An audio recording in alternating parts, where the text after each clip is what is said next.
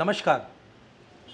अभी कुछ दिनों पहले ही गुजरात के मोरबी शहर में एक ज़बरदस्त हादसा हुआ जिसमें 134 लोगों की जान चली गई। उसमें तकरीबन 50 से ज़्यादा तो बच्चे थे। ऐसे हादसे अमूमन होते रहते हैं देश में और कई सैकड़ों लोग कुचल कर मर जाते हैं, लेकिन न्याय कभी नहीं मिलता, न जिंदा लोगों को और न लाशों को। इस समय पर मुझे सर्वेश्वर दयाल सक्सेना की एक कविता याद आ रही है, वो मैं आपके सामने गाना चाहता हूँ। उन्होंने लिखा था, यदि तुम्हारे घर के कमरे में आग लगी हो, यदि तुम्हारे घर के एक कमरे में आग लगी हो, तो क्या तुम दूसरे कमरे में सो सकते हो?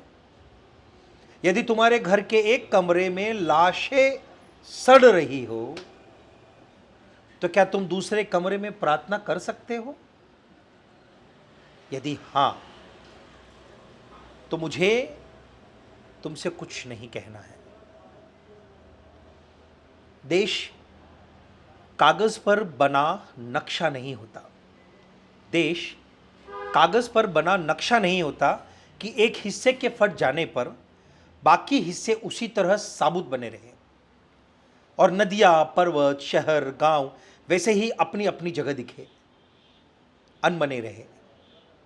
यदि तुम यह नहीं मानते तो मुझे तुम्हारे साथ नहीं रहना है। इस दुनिया में आदमी की जान से बड़ा कुछ भी नहीं है। इस दुनिया में आदमी की जान से बड़ा कुछ भी नहीं है। न ईश्वर, न ज्ञान और न चुनाव। न ईश्वर, न ज्ञान, न चुनाव। कागज पर लिखी कोई भी इबारत फाड़ी जा सकती है। कागज पर लिखी कोई भी इबारत फाड़ी जा सकती है और जमीन की 7 परतों के भीतर गाड़ी जा सकती है।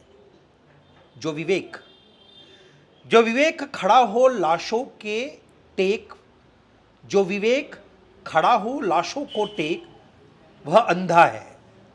जो शासन चल रहा हो बंदूक की नली से, हत्यारों का धंधा है।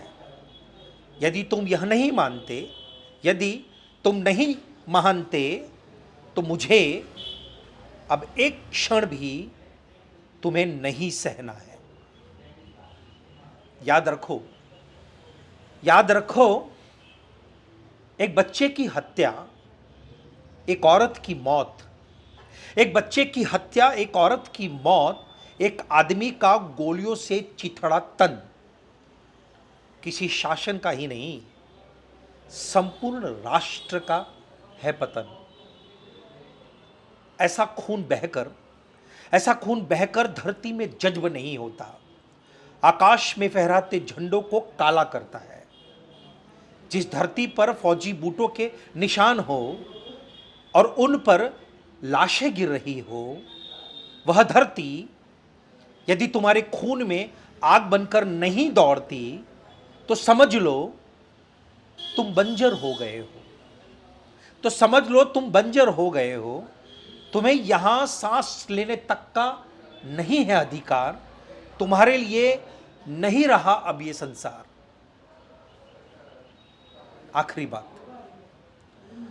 आखिरी बात और बिल्कुल साफ, किसी हत्यारे को कभी मत करो माफ। किसी हत्यारे को कभी मत करो माफ, चाहे हो वह तुम्हारा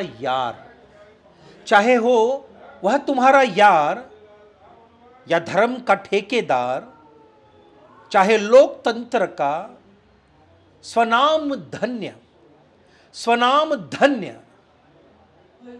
पहरेदार।